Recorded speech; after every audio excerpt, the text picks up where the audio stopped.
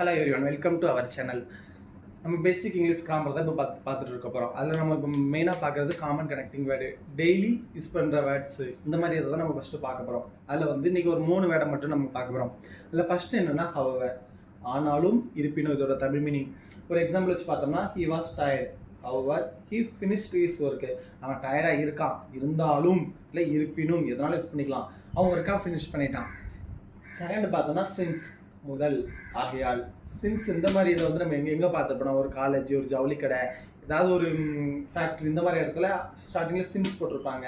அதாவது இந்த வருஷத்துல இருந்து அப்படிங்கிறதுக்காக யூஸ் பண்ணுவாங்க.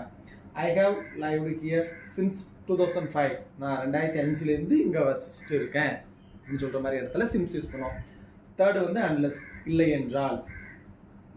ஒரு எக்ஸாம்பிள் வச்சு பார்த்தோம்னா, you can't pass unless you study.